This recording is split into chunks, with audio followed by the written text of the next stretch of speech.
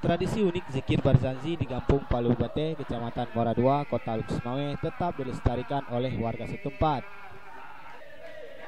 Zikir unik ini kerap dilakukan pada saat memperingati Maulid Nabi Muhammad SAW, bahkan oleh warga di beberapa kampung dalam kecamatan tersebut.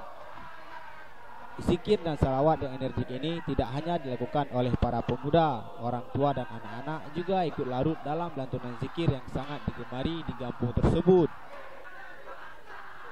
Pada saat hari Maulid tiba, tokoh adat kampung kebiasaan mengundang desa lain untuk berzikir. Ini sudah menjadi tradisi juga kampung tetangga seperti Kampung Palu Pinung dan Kampung Paya Pentut. Tradisi ini tidak semua kampung yang ada di Kota Lukesmawe hal yang sama. Namun, hanya beberapa kampung saja yang melakukan tradisi zikir Barzanji tersebut. Kebiasaannya, tradisi ini dilaksanakan di bawah menasah kampung. Terlihat sepintas zikir Barzanji ini seperti sedang bertanding dengan mengeluarkan suara dan melakukan gerakan-gerakan tertentu yang energik. Menurut Imam Masjid Kampung Palu Bate, Tengku Nazarudin, tradisi zikir Barzanji ini sudah dilakukan sejak turun-menurun di Kampung Palu Bate.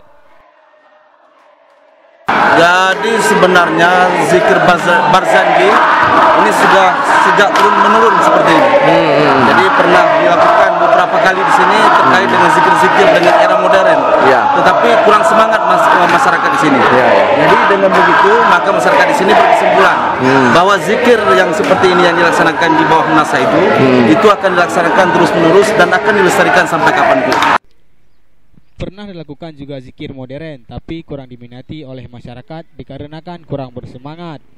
Dirinya juga mengatakan bahwa ini bukanlah pertandingan zikir antar dua kampung, melainkan bentuk euforia dari warga dalam berzikir.